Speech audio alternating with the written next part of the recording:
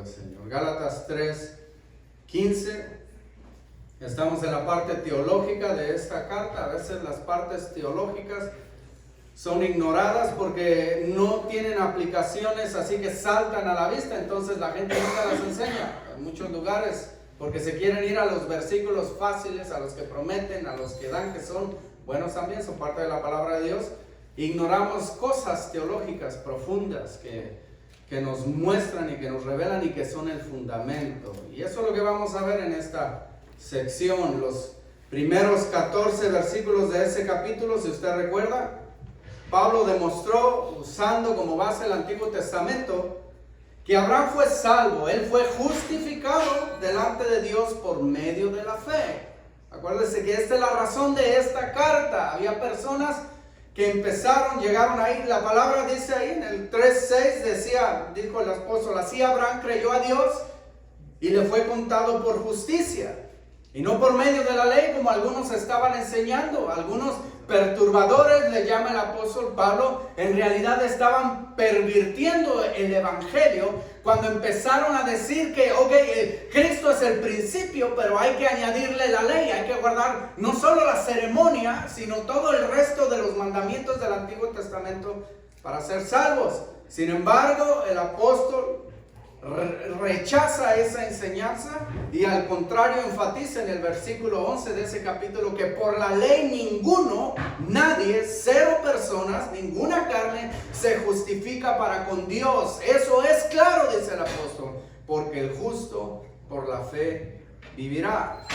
Y ahora, como todo defensor, cuando una persona es experta en defender, y especialmente cuando se trata de la palabra de Dios, él era experto en defender la palabra de Dios, él va a anticipar algunos argumentos que alguna persona pudiera levantar en contra de lo que él está enseñando. Acuérdense, a veces en un sermón que se televisa o que se pone en algún lugar o que se escribe tiene sus limitaciones por el tiempo. Y alguna persona puede malinterpretar intencionalmente o puede rechazar lo que se está enseñando. Y ese era un lujo que no se podía dar el apóstol Pablo, que alguien se confundiese. Así de que va a incluir él solo algunos argumentos que alguien pudiera estar levantando en ese momento en contra de lo que él está enseñando. Él ya lo demostró, él ya lo comprobó. Pero no sé si usted conozca a alguien o a personas que usted le demuestra una verdad y aún así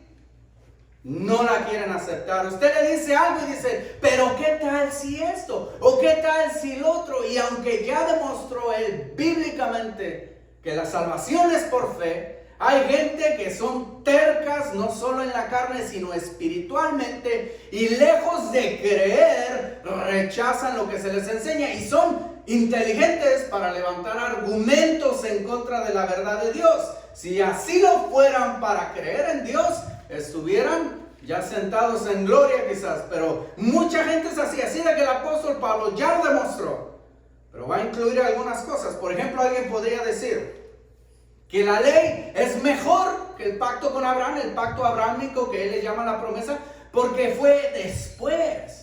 Y a veces está eso en nuestra mente, que si es más moderno es mejor que lo antiguo. No es así. A veces, no sé, algunas de ustedes, personas, vivieron el siglo pasado.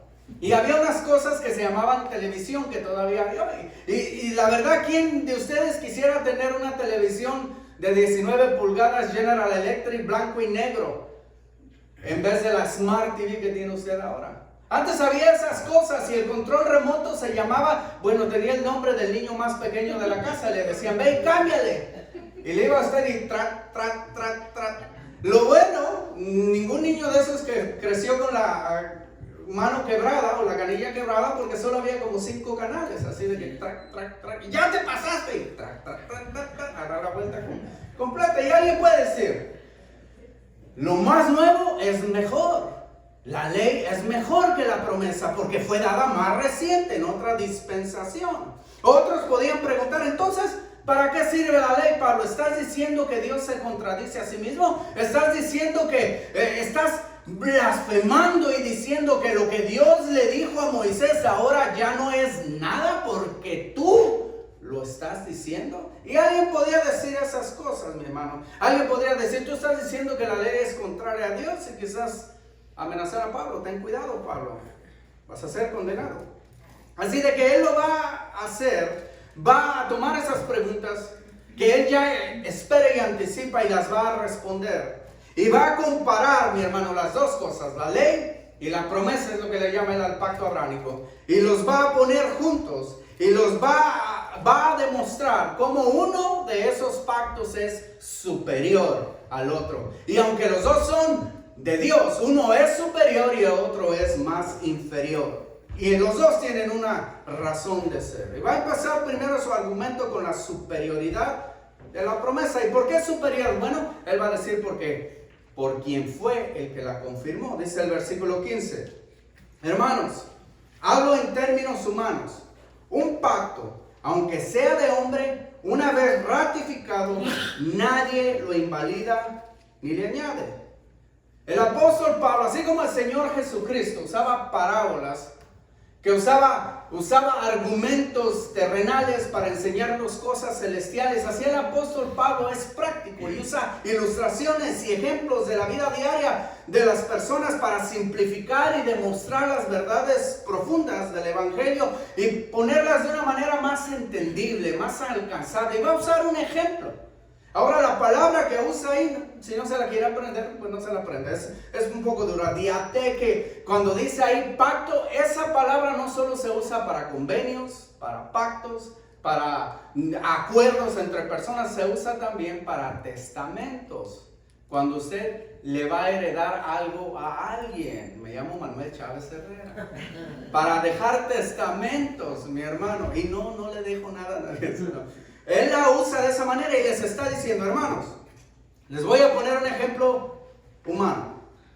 Cuando una persona hace un testamento, obviamente esa persona está en sus cabales, está en buena salud, él determina algo y es ratificado, ese testamento no puede ser anulado. Ese testamento es para siempre, a menos que la persona en vida haga el cambio. Pero si la persona muere, lo que esa persona dejó determinado es para siempre. No puede ser anulado, no puede ser invalidado. La persona muere, ya no puede ser cambiado, es permanente, es para siempre.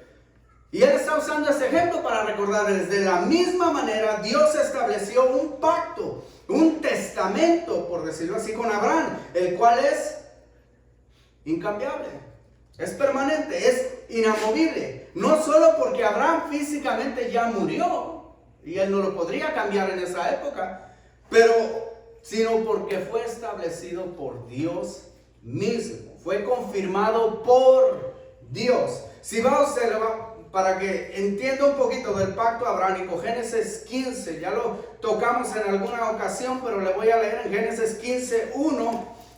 Abraham estaba un poco deprimido, tenía una edad más avanzada, tenía más enemigos y no tenía niños, y el Señor le aparece. 15:1 le dice, después de estas cosas, una guerra que él había peleado, vino palabra de Jehová a Abraham, no dice Abraham aún, sino Abraham, en visión diciendo, no temas, Abraham, yo soy tu escudo y tu galardón será sobremanera grande. Y él le dice, Señor, ¿cómo me dices esas cosas? No tengo ni hijos, voy a heredar a un siervo porque tú no me has dado hijos. Y él lo lleva, en el 5 dice, y lo llevó fuera y le dijo, mira ahora los cielos y cuenta las estrellas, si las puedes contar. Y le dijo, así será tu descendencia. Y dice el 6, y creyó a Jehová y le fue contado por justicia. El pacto fue establecido simplemente por fe. Pero Dios sabía que en aquel tiempo había una costumbre como se afirmaban los pactos. Y le dice en el 7, yo soy Jehová que te saqué de Ur de los Caldeos para darte a heredar esa tierra. El 8 él le dice, Abraham, le dice, Señor Jehová, ¿en qué conoceré que la he de heredar? ¿Dónde me vas a comprobar? ¿Cómo es que yo puedo algún día reclamar esa tierra? Y él le va a explicar cómo hacer un pacto con él. Le dice, van a usar una ceremonia común en aquel tiempo. El versículo 9 dice, y le dijo, tráeme una becerra de 3 años, una cabra de 3 años, un carnero de 3 años, una tórtola también y un palomino. Y lo que hacían en aquel tiempo, mi hermano, agarraban el animalito, lo sacrificaban y lo partían en 2 partes. Y la mitad de un animalito se ponía en un lado, la mitad del otro animal se ponía en el otro lado. Y quedaba la sangre en medio de los dos animales. Cuando usted hacía un pacto con esa persona, las dos partes que se incluían, o si eran más personas, caminaban en medio de los animales muertos. Y lo que eso representaba, la sangre los unía en ese pacto. La sangre que aquí está nos une en este pacto. Y segundo, afirmaban que si yo cobro este pacto, que si yo lo destruyo, yo lo quiebro, yo debo morir igual que este animal que está en este lugar. Era pena de muerte. Así era como hacían en aquel tiempo los miembros de un pacto. Ahora, fíjese lo que dice en el versículo. Dice el 12, dice, mas la caída del sol, Abraham hace todas esas cosas, parte los animales, los pone a medias y está esperando que Dios venga para que los dos caminen en medio de los animales y hacer pacto. Pero dice el 12, mas a la caída del sol sobrecogió el sueño a Abraham. Y he aquí que el temor de una gran oscuridad cayó sobre él. Se empieza a dormir. Y él se queda dormido. Y mire lo que dice el 17. Ya es de noche. Y dice el 17. Él le dice las promesas del 13 al 16. Por tiempo no voy a leer, pero dice el 17. Y sucedió que puesto el sol y ya oscurecido, se veía un horno humeando y una antorcha de fuego que pasaba entre los animales divididos. ¿Pasó Abraham entre los animales? No. Dios fue el único que pasó entre los animales. Abraham estaba durmiendo. ¿Por qué es ese pacto tan importante, mi hermano? Porque está garantizado por Dios y Dios solamente. Si usted se fija, no le dijo ninguna condición, no le pidió condiciones a Abraham el Señor. Le promete del 13 en adelante, le vuelve a prometer todas las cosas.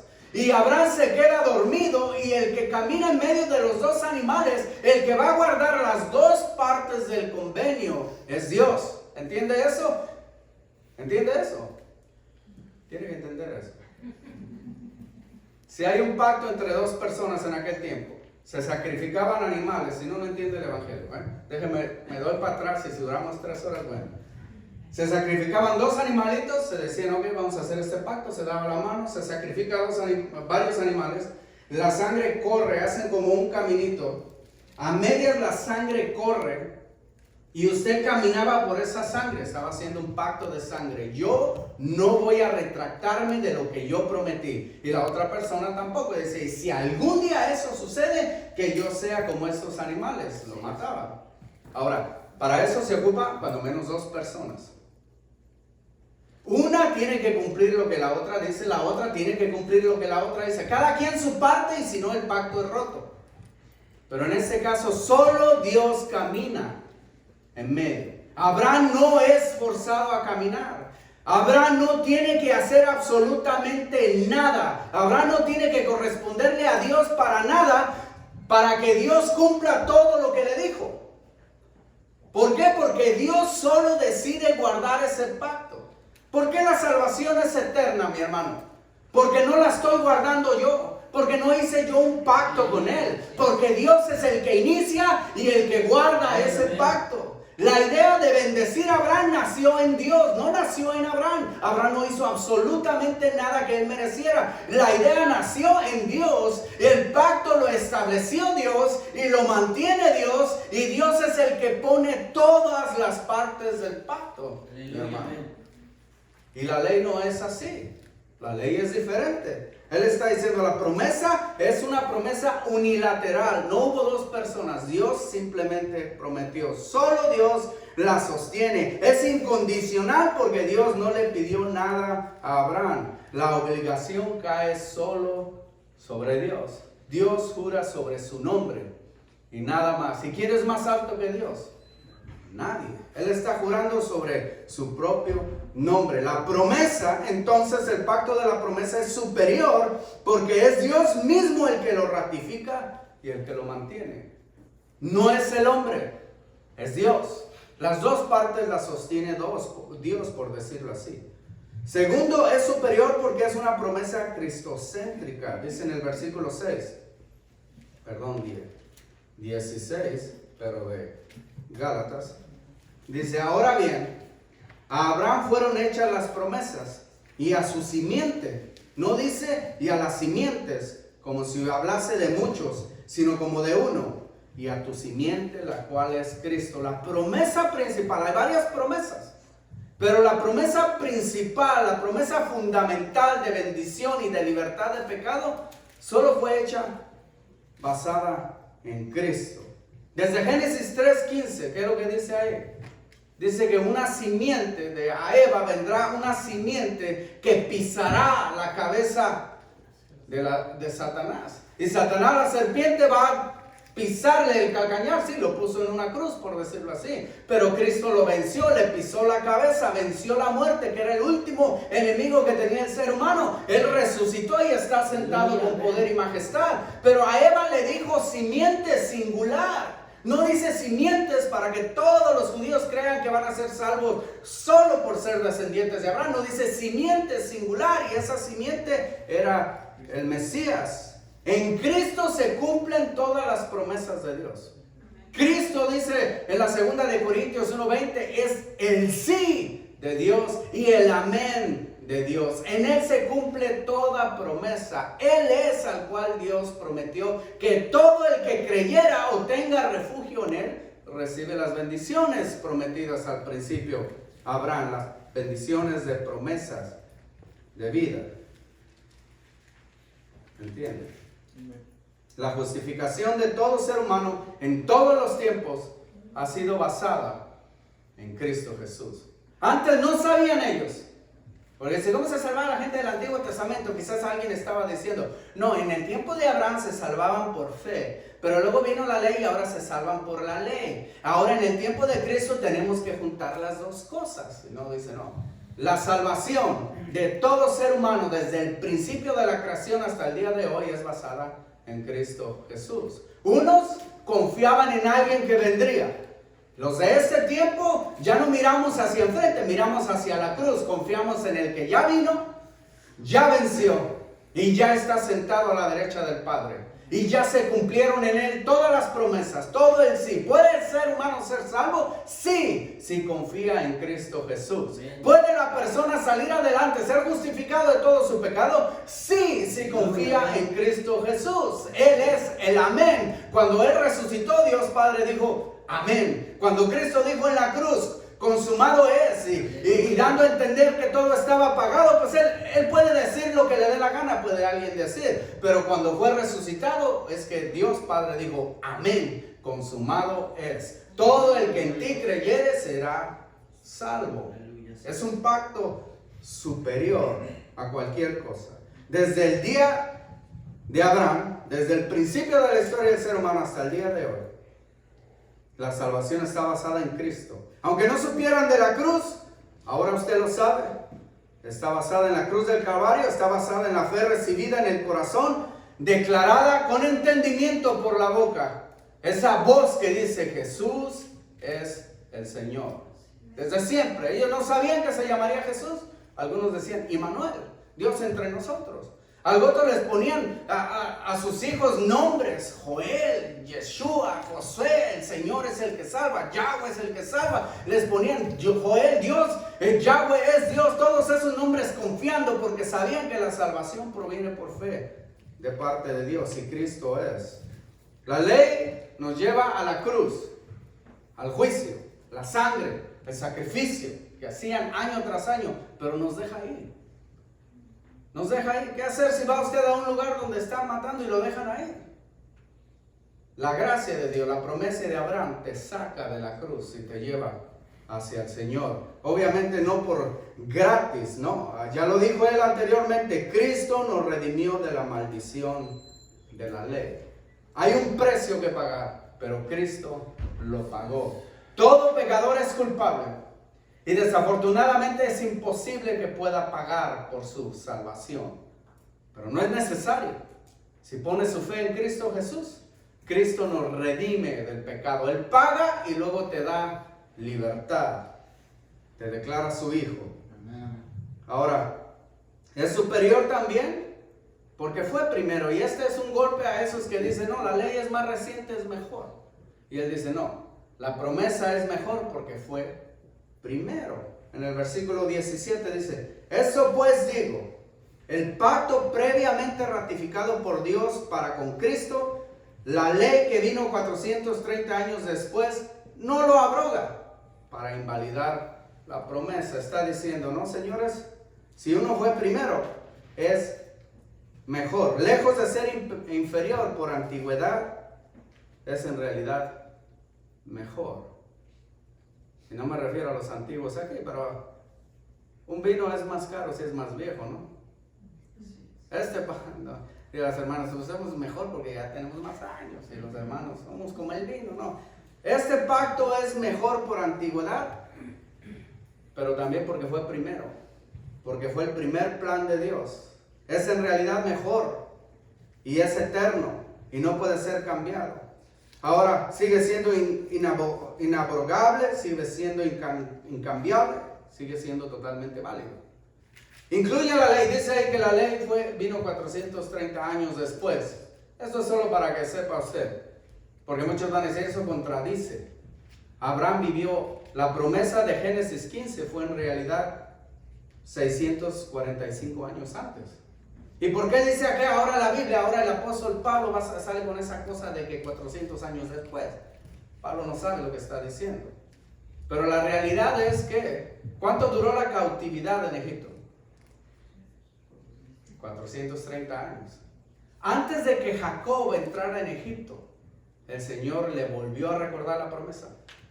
Para que no se desanimara, le dijo, porque estaba en Canaán, la tierra que iba a ser de ellos, y ahora va a Egipto. Y quizás se iba a desanimar y el Señor le dice, no es así.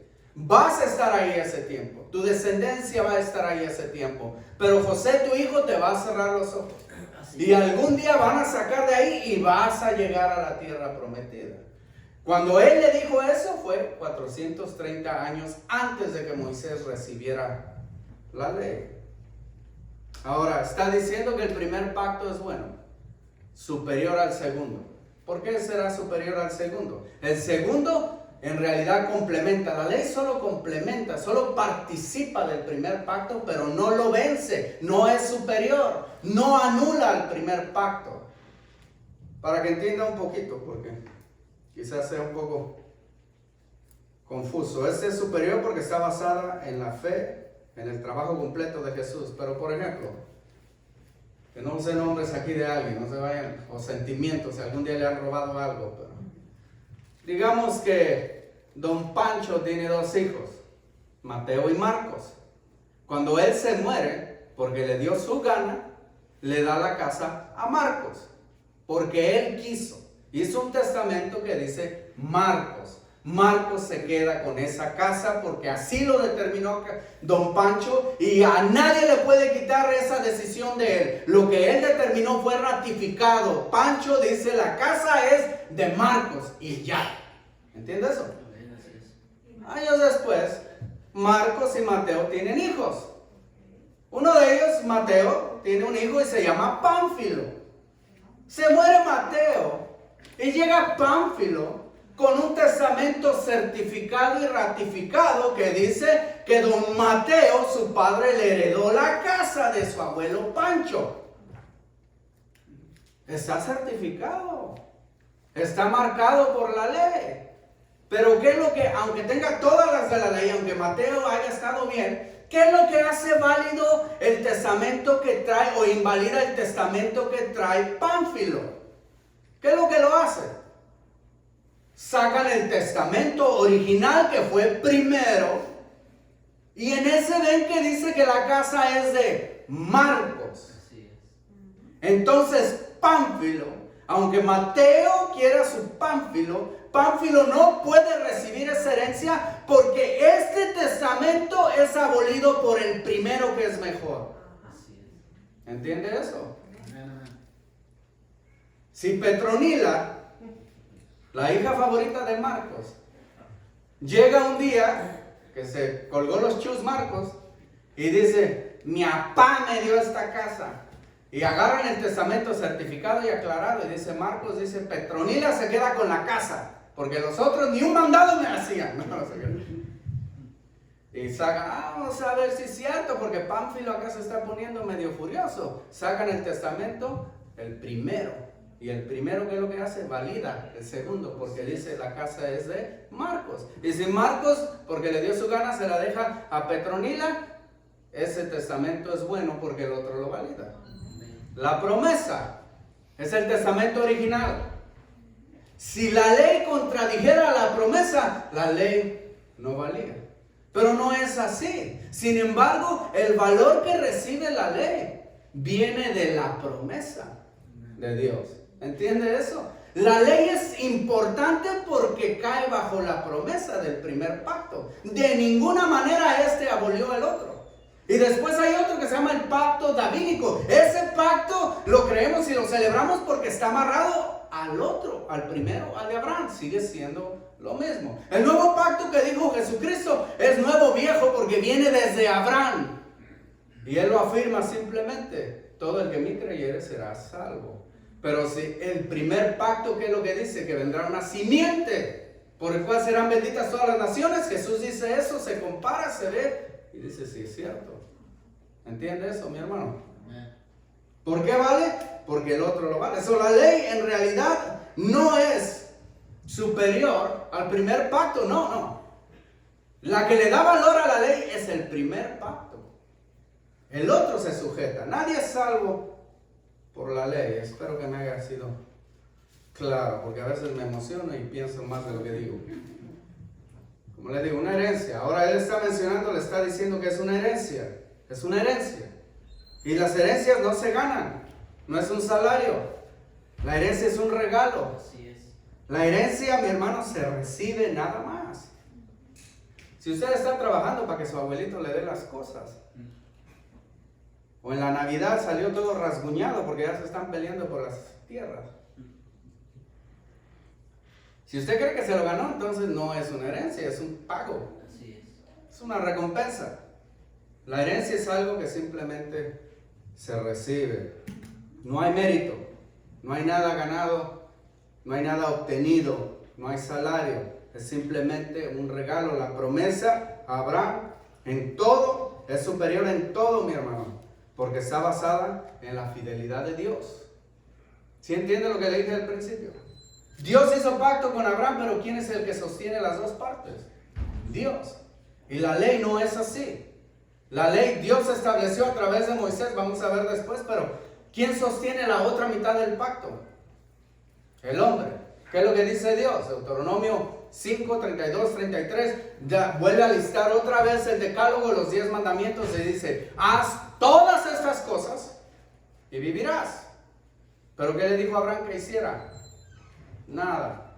¿Qué es lo que dice de Abraham? Creyó y le fue contado por justicia. No tuvo que hacer nada ni portarse bien. Hay gente que dice: pues para ser cristiano tengo que portarme bien. Pues ojalá sí lo hagas después de que recibes a Cristo, porque si no vas a ser una vergüenza. Pero no, es imposible. Si esperas a ser limpio para venir a Cristo, nunca vas a venir. Dios pide fe. La ley de Moisés estaba basada en la fidelidad del hombre. La promesa está basada en la fidelidad de Dios. ¿Y quién es más fiel, el hombre o Dios, mi hermano? La promesa o el primer pacto, el pacto de Abraham. Dios dice: yo haré. Lea del 13 en adelante, dice Abraham: yo te daré descendencia, yo te haré esto, yo te daré esta tierra. Yo haré. ¿Qué es lo que dice la ley? Haz y deja de hacer. Tú, haz y deja de hacer. El pacto de Dios dice: yo lo haré. La promesa establece una vida o una religión, en el buen sentido de la palabra, dependiente de Dios.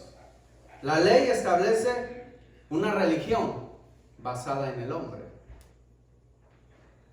La promesa de Dios está centrada en el plan de Dios, en su gracia, en su iniciativa, en su soberanía, sus muchas bendiciones. La ley, al contrario, se centra en la responsabilidad del hombre, su obra, sus deberes, su comportamiento, su obediencia. La promesa solo requiere una cosa: fe sincera. La ley requiere perfecta obediencia en todo. Perfecta obediencia en todo o fe. ¿Cuál es el mejor camino? ¿Quién cree que puede llegar por el otro camino? Ya vimos la semana que nadie. El que dice que puede, miente. Ahora, los que estaban ahí defensores de la fe, de la ley, y había muchos, si eran descendientes de judíos, ellos crecieron creyendo que ese era el camino a Dios y estaban bien arraigados en sus tradiciones. De seguro ya se le puso la cara colorada a alguien, o uno aquí que me está viendo y pueda decir: el pastor está diciendo que los 10 mandamientos no son buenos, que no tengo que guardarlos. No ponga palabras que no dije, ¿ok? Porque yo no estoy diciendo eso, y ni Pablo tampoco. Aquí lo va a explicar. Si alguien dice: ¿está diciendo que la ley no sirve? ¿Qué clase de iglesia es esta? Me salgo de aquí. Otros que dicen: yo soy salvo por los 10 mandamientos, yo me salgo de aquí. Yo estoy basado, mi religión está basada desde el tiempo atrás de Moisés. ¿Vale? Puede decir que la ley no la estableció Dios. ¿Qué está diciendo aquí el hermano? Se está Dios contradiciendo, ya, por eso mejor no soy ni cristiano. Pero el apóstol le va a contestar, versículo 19. Le va a dar la respuesta para que no os confundáis. Entonces, ¿para qué sirve la ley? Ahí le va a decir para qué. Fue añadida a causa de las transgresiones. La primera razón. ¿Por qué Dios tuvo que escribir la ley?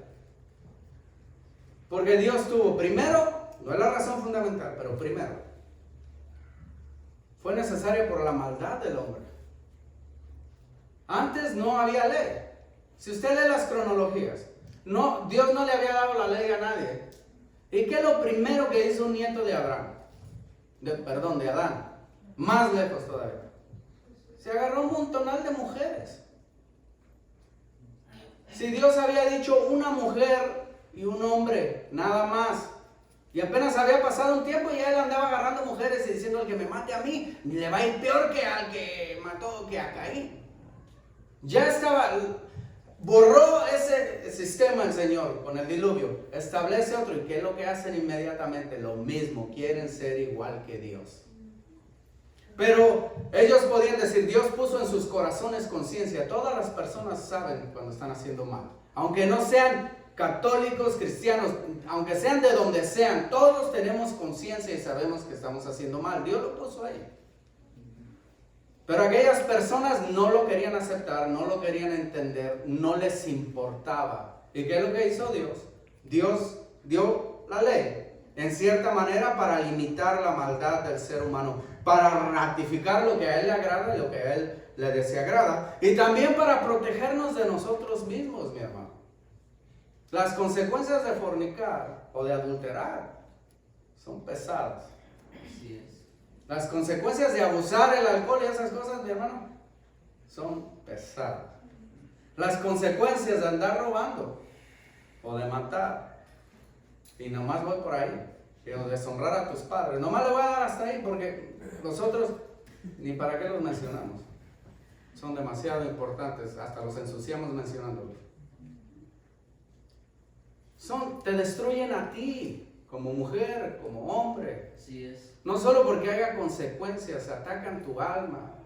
Cuando una persona te usa y te deja, destruye tu autoestima, te cambia. Ya no eres lo mismo. Dios las puso para limitar la maldad y para protegernos de nosotros mismos. Obviamente, mi hermano, ¿qué es lo que sucede? Cuando usted escribe una ley, ¿qué es lo que pasa? ¿Cuántos lugares en México? Y aquí, pero vamos a tirarle a México. Dicen: prohibido tirar basura aquí. Y no alcanza a leer todo el letrero porque ya está lleno de basura ahí. Así es. ¿Qué es lo que hace la gente con la ley? La ignora. Alguien le robó a mi hijo la placa porque se robó otro carro para ponerle su placa de ese carro para él salir huyendo con el otro carro. La ley dice: no te robes la placa. Se la roban. La ley pone, es más, hay más leyes ahora y la gente las sigue quebrando. ¿Cuál es la solución para algunos? Quitarlas, legalizar las porquerías que destruyen al ser humano. ¿Qué es lo que hace la gente con la ley cuando está escrita? Si usted no quiere, no la obedece y ya. Obviamente hay consecuencias, déjeme decirle. La luz en rojo está ahí para que usted se detenga. Si se la pasa y lo ve, mientras no lo vea un chota, una policía, pues dices: pero el día que lo vea, ay. Mayormente si termina allá. Pero si nadie le hubiese dicho a usted que la luz en rojo es cruzarla, es contra la ley, usted no supiera. Hasta que fue establecida, usted sabe que eso es mal y entonces ahora usted evita hacerlo. Así fue la ley. El Señor dice, esto me desagrada con el fin de que la gente evite hacer esas cosas. Sin embargo, la gente las sigue haciendo. Y esa es la segunda razón, o más bien la razón más principal de la ley, o la razón principal del argumento del apóstol Pablo. La ley fue establecida para que te des cuenta que eres un transgresor. Esa es la razón. El segundo, y es el más importante y más concorde al argumento del apóstol Pablo. La ley nos muestra nuestra iniquidad. Mentiroso, bandido. No, si nomás le mordía la manzana, pero no me gustó, por eso la dejé ahí. Pues aquí tiene muchas hojas de papel, yo nomás ocupo unas cuantas. Bandido, transgresor, engañador. Pasa alguien que no es tuyo, tu cónyuge que no es tuyo, y aunque la tuya está mejor, pero el hombre, adúltero, fornicario. La ley, mi hermano, nos muestra que somos pecadores. Para eso les puso el Señor, para mostrar nuestra condición espiritual, para mostrarnos que vivimos en decadencia, que estamos en condenación, mi hermano. Hay personas que si no saben lo que es pecado, Dios no cambia. Lo que es pecado y hay gente que no sabe, vive su vida sin percatarse que está en condenación, sin saber que está bajo el juicio de Dios, sin saber que va en plena carrera a las manos, porque dice muchos, yo estoy en las manos de Dios, sí, pero hay manos diferentes. Es una manera llegar a las manos del buen pastor y es otra llegar a las manos de un Dios que es fuego consumidor. Unas te abrazan y otras te destruyen. Pero hay gente que no lo sabe. ¿Por qué? Porque no conocen la ley. Pero con la ley te guía, te muestra, te dice lo que a Dios le desagrada. Hay gente que no sabe que ha ofendido a Dios y no entiende que necesita ser perdonado, pero la ley te lo muestra. Y lo dice ahí en el versículo 24 que está ahí del capítulo 23. Lo vamos a estudiar después más a fondo, pero dice, de manera que la ley ha sido nuestro ayo. Ayo era una persona, mi hermano, en las casas ricas, esa persona, cuando nacía un niño, él se encargaba de ese niño desde que nacía hasta, por decirlo así, el kinder. Y le mostraba las cosas esenciales de la vida, pero luego después lo entregaba y después ese niño ya ni le obedecía porque en realidad era un siervo. Cuando este iba creciendo ya conocía otras cosas, pero la ley es el kinder, nos muestra las cosas como deben ser, dice, para llevarnos en aquel tiempo, llevarlo a la primaria, pero en ese ejemplo llevarnos a Cristo a fin de que fuésemos justificados por la fe. La ley nos dice, estás perdido. Estás perdido para que tú digas, ¿qué puedo hacer? Y entonces la gracia de Cristo es manifestada. ¿Qué es lo que debes hacer? Arrepiéntete de tus pecados. Cree en Jesucristo. Serás salvo. Cree en tu corazón. Declara con tu boca que Jesús es el Señor y serás perdonado. Pero si no lo sabes, ¿cómo es posible? La ley es hermosa. Tiene su propósito ahí en el libro de Romanos. El apóstol Pablo la exalta. También es un mismo argumento. También había personas que querían salvarse de otra manera, pero él dice acerca de la ley, él dice que es hermosa, es santa. Dice el 7:12, de manera que la ley a la verdad es santa y el mandamiento santo, justo y bueno. Aún así esta misma es inferior, mi hermano, a la promesa de Dios. Aún así es inferior. Y una de las maneras que dice es porque es temporal. Miren, vuelva a Gálatas. Si llega antes que yo, lo felicito. Gálatas dice ahí mismo en el versículo que estábamos leyendo. Estaba hablando de la ley, pero dice el 18, porque si la herencia es por ley, ya no es por la promesa. No vino a invalidar la promesa mediante la promesa, el 19, era el que estaba leyendo. Entonces, ¿para qué sirve la ley? Fue añadida a causa de la transgresión, para que veamos, para limitarnos, pero también para que veamos. Pero es inferior. ¿Por qué? Porque es temporal. ¿Hasta cuándo? Dice ahí el resto del 19. Hasta que viniese la simiente. ¿Quién es la simiente? Cristo, a quien fue hecha la promesa y fue ordenada por medio de ángeles en manos de un mediador. Es inferior porque solo es temporal hasta que llegara Cristo. Con la muerte y la resurrección de nuestro Señor, todo el que en Él creyere, solamente todo el que en Él creyere, ya no está bajo los requerimientos de la ley. Ha sido justificado por Dios, ya no tiene que guardar los requerimientos de la ley. Mire, 7:4, volviendo a Romanos, para que no diga que no sé. Así también vosotros, hermanos míos, habéis muerto a la ley mediante el cuerpo de Cristo, para que seáis de otro, del que resucitó de los muertos, a fin que llevemos fruto para Dios. Hermanos de Gálatas, hermanos aquí, si tú ya eres salvo en Jesucristo, la ley ya no te puede juzgar, ya no es para ti, tú eres libre de ella. Entonces alguien va a decir, este brother está diciendo que ya no tenemos que dejar de mentir. Bueno, el apóstol sabe todas esas cosas. Ahí en Romanos 6:15 dice, ¿qué pues? ¿Pecaremos porque no estamos bajo la ley, sino bajo la gracia? Dice, de ninguna manera. Y no le voy a leer más porque no es lo que yo estoy enseñando. No es lo que yo estoy diciendo. Usted ya no es esclavo de la ley, pero eso no quiere decir que vaya a cometer todo tipo de pecado. Además es inferior. Dice, porque fue ordenada por medio de ángeles en mano de un mediador. Es inferior porque hubo un mediador. Eso lo revela el Nuevo Testamento. El Antiguo solo dice que la ley vino, Moisés la recibió de manos de Dios, pero aquí nos está diciendo que Dios se la dio a ángeles. Y los ángeles descendieron y se la dieron a Moisés. Y luego Moisés se la mostró al pueblo. Hubo demasiados mediadores, intermediarios. Cuando alguien hacía un pacto entre dos personas, se ocupaba un notario, alguien que intercediera. Era necesario, pero la promesa es superior porque no hubo ningún intermediario. Dios se la dio directamente a Abraham. A él le dijo. No le dijo a ángeles que le dijeran a Abraham y luego Abraham le dijo al resto de las personas. No, venía directamente para él. Fue un pacto directo con Dios. Sin mediación, dice el versículo 20. Un versículo bastante difícil, no sé cómo sea traducido en otros lugares, es muy difícil. Pero aquí dice, y el mediador no lo es de uno solo, pero Dios es uno.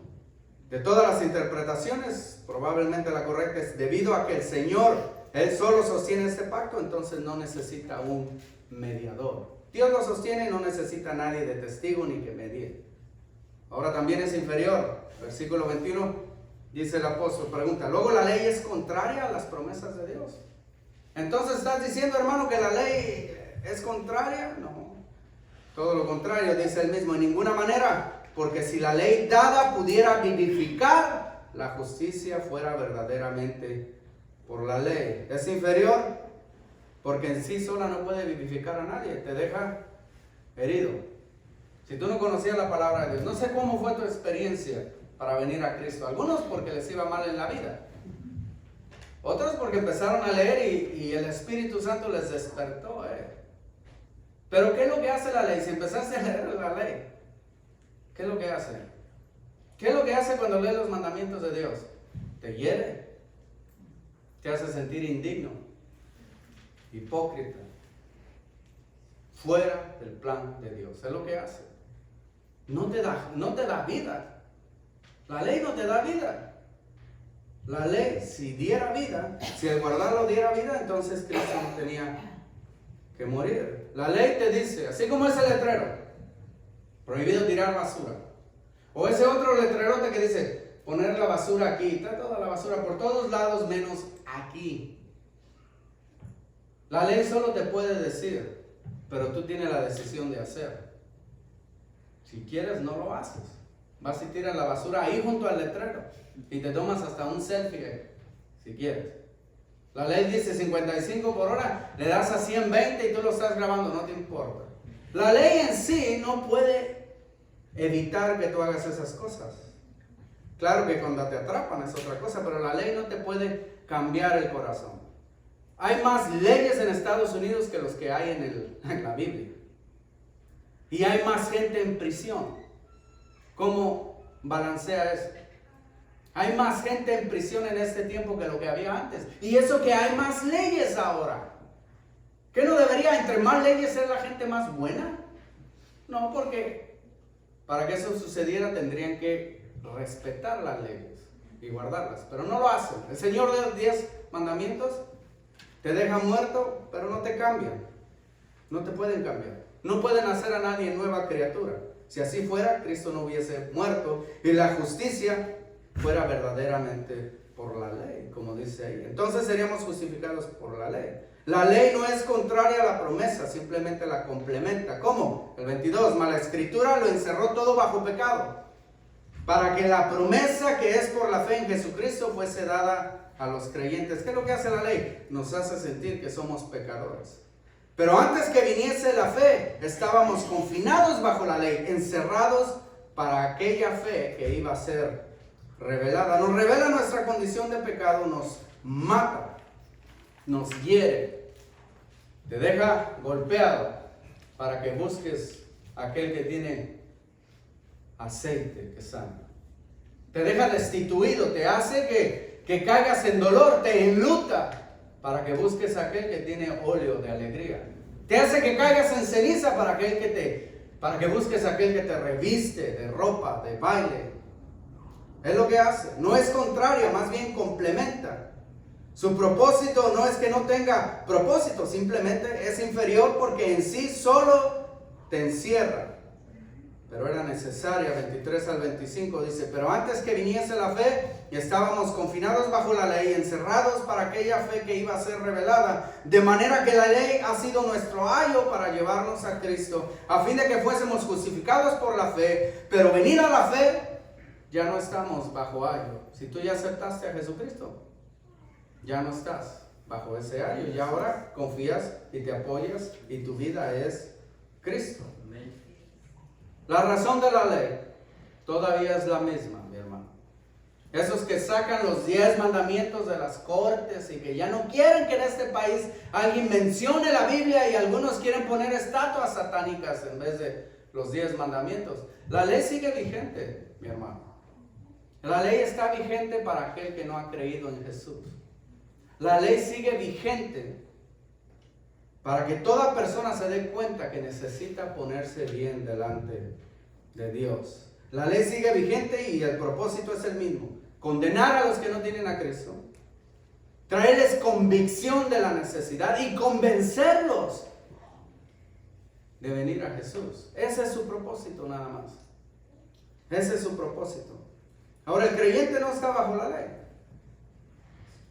pero leer la ley debe producir en nosotros una más fuerte y sincera apreciación de la gracia de Dios. ¿Entiende eso? No es para condenarte, pero leyendo los 10 mandamientos deberías darle más gracias a Dios que eres salvo por fe. Porque ¿quién puede hacerlos? Levante la mano. ¿Quién puede cumplir los 10 mandamientos? Entonces, ¿por qué no le dan gracias a Dios que ya no tiene que hacerlo porque usted es salvo en Cristo Jesús? Y también le debería empujar a querer vivir de una manera más íntegra y más santa. ¿Por qué? Porque esto es lo que Dios espera de ti. Originalmente esto es lo que Dios quiere de ti. Aunque ya no eres esclavo de Él, deberías mirarle y decir, hey, este es un parámetro. Yo debo de dejar de mentir. Si yo soy cristiano, no puedo andar diciendo mentiras. Porque el nivel de divorcios en las iglesias y de adulterio, cada que leo noticias cristianas, pastores abusando, niños, todas esas cosas, ¿por qué está igual? Porque no tienen miedo, no miran hacia atrás, no miran lo que Dios espera de ellos. Se refugian en la gracia, eso es hipocresía. La ley debe de incitarte a ser mejor, no volver atrás y abandonarte al pecado. Por eso dice el apóstol Pablo, voy a seguir pecando para que haya más gracia. Que no se escuche. La ley de esa manera también bendice al creyente. Debe de incitarte a crecer en Cristo Jesús. Porque Él es santo. Eso es lo que Él espera de nosotros. Debe de hacerte arrepentirte. Una de las cosas que usted le pide a Dios, yo sé que piden salud y todas esas cosas. Y todo está bien, eso está bien. Aunque déjeme decirle algo. Y voy a ser sincero. Y si le caigo mal, pues, I'm sorry. No me gusta que pidan oración para ser felices, ¿ok? He visto, hay unas personas que leo oraciones de otros lugares, siempre piden lo mismo, que Dios me haga feliz a mí, a mi familia. What is that? ¿Egoísta? ¿Narcisista? Pide por tus hermanos. Pide por la gloria de Dios. Pide para que seas más santo. Dios, santifícame. Y todo eso, si lo haces con sinceridad, va a resultar en que tu familia sea más feliz. No tiene nada de malo que quieras ser feliz. No lo hagas tu prioridad. No pidas en eso. Cuando hay persecuciones en el mundo por los demás hermanos, cuando en tu propio grupito hay hermanos que sufren soledad o hay muertes en la familia y tú constantemente pides para ser feliz, hay algo malo en ti. No has entendido el propósito. No has entendido orar, cuando menos. O sigues siendo un egoísta, cuando más. Y eso está mal, mi hermano. Hay que pedirle a Dios para ser más santo. Hay que pedirle a Dios para que de verdad seamos luz, mi hermano. El defecto del evangelio en este tiempo es que inmediatamente nos vamos a las promesas del cielo, la gloria, las calles de oro, el mar de cristal, y no le mostramos a la gente la ley, lo que Dios espera de la gente. Si usted le dice a alguien, esa persona le dice a usted, Dios te puede bendecir, cuidar tu familia, que seas muy feliz con tus hijos, con tu familia, que vayas al cielo, Dios quiere eso para ti. Oye, yo tengo, humanamente, por decirlo así, tengo una esposa bien guapa, tengo un buen trabajazo, dije humanamente, tengo un trabajazo, mis hijos son bien obedientes. ¿Qué me puedes dar a mí? ¿Yo para qué necesito a tu Jesús? Si lo único que me estás diciendo es que me puede dar una esposa bien feliz y ya la tengo, gracias. Los hijos para que no tengan problemas, no tengo ninguno, gracias. Para que vivas bien, aquí traigo con qué, viejo, gracias. Ve y busca por allá, ve y predica las cárceles, vete a otro lado, que te vaya bien. Pero si vienes y me dices, hey, Dios dice que los mentirosos no entrarán a su reino. Ah, caray. Si vienes y me dices que todo aquel que no cree en el Señor está perdido, entonces digo, ¿por qué? Porque aquí dice la palabra, no adulterará. No, yo quiero a mi mujer mucho, pero dice que si has mirado a alguien, ah, caray, ya empieza la cosa a ser diferente. Si dice que todo el que ha nacido, que no hay ninguno bueno, sino que todos estamos bajo condenación, quizás entonces puede decir, ¿y tú qué me ofreces? Bueno, entonces te puedo ofrecer un redentor. Pero si todo lo que haces es invitar a prometer, el pastor predica muy bien. Gloria a Dios por esa opinión, hermano. Pero él puede opinar diferente. No, yo tengo un coach de vida que enseña muy bien. Y fulana de Tral, y Supra, y Ofra enseña muy bien. Gracias. ¿Tu pastor a qué universidad fue? No, pues la neta no sé. ¿Qué le vas a...? Aquí hay mucho amor. Yo también, donde voy hay mucho amor. Es más, hay un bar lleno de gente que me ama. Y nadie nos discrimina. ¿Qué me puede? Amor, ya lo tengo. ¿Qué le puedes ofrecer? Bueno, vives en condenación si no aceptas lo que Dios ha ofrecido. Pero como nomás decimos lo bueno y no decimos lo malo, ¿quién se quiere ir al cielo? Si al cabo del cielo calles de oro y ya tengo aquí dinero, hasta los dientes. Oro. ¿Sabe por qué el cristianismo de hoy? Y lo digo de mí también. No creo que soy de los que les gusta ofender a la gente. Es patético, anémico y mediocre. Porque no miramos a la ley. Porque pecamos y nos vale. Las mentiras, eres hijo de Satanás, dice el Señor. Tienes que entender esas cosas. A Dios detesta hasta los pecaditos más pequeños. Pero todos los echamos debajo del tapete. Y por eso vivimos exactamente igual que los demás. ¿Cuál es la diferencia? ¿Qué tenemos que ofrecerle a alguien si el Cristo que mostramos es exactamente igual que los demás y no tienes que venir los domingos a ningún lugar? ¿Por qué no tenemos fuerza? ¿Por qué no cambiamos esas decisiones? ¿Por qué hay campañas para abortar y para todas esas cosas? ¿Por qué no hay vergüenza de esas personas que hacen cosas que ofenden a Dios? ¿Por qué no tienen vergüenza? ¿Por qué lo hacen en lo claro? Porque la iglesia lo aprueba. Porque la iglesia no tiene conciencia. Y vuelvo atrás. Una cosa que debe de pedirle a Dios, aparte de santidad. Pídale, mi hermano, y esto es bien importante. Pídale que su corazón nunca se vuelva insensible al pecado. Pídele a Dios que no le quite la habilidad de arrepentirse y llorar amargamente por su pecado. Y no el día que mate a alguien. Desde el más pequeñito, las cosas que miramos, las cosas que hablamos, las cosas que pensamos, pídale a Dios que nunca le quite la habilidad de quebrantarse su corazón. Y vivirá bien con Dios, mi hermano. Y otra cosita ya nada más para no decirle más. De todas esas cosas, mi hermano, porque es difícil de la teología sacar algo que lo anime a usted, que salga, qué buen punto se aventó el brother. Pues esos fueron buenos puntos. Pero hay otro también bien bueno. Las promesas de Dios son firmes. Amén. Le dijo a Abraham, y fíjese todo lo que ha pasado y hasta el día de hoy siguen firmes sus promesas. So, si Él dijo, yo te redimí, usted es redimido. Si Él dijo, yo te he limpiado, usted ha sido limpiado. Amén. No importa lo que en su carnita haga. Si Dios dijo, nunca te dejaré, aunque todos se vayan, tu mamá, tus hermanos, Él nunca te abandonará. Y si Él dice que Él te va a guardar y que nadie te puede separar de su amor, ni siquiera de su mano, Él lo va a hacer, mi hermano. Así va a ser. Si algún día llegas a una edad que ya no te acuerdas de la Biblia, la vida te trata mal, pierdes hasta tu fe quizás, el Señor nunca, nunca te abandonará. Siempre te cuidará, siempre te guardará. Le dijo a Abraham y hasta el día de hoy es firme. Y lo que ha prometido aquí, hasta el día de hoy y en el futuro, se cumplirá. Amén, amén. Las promesas de Dios son firmes. Vamos a ponernos de pie, mi hermano.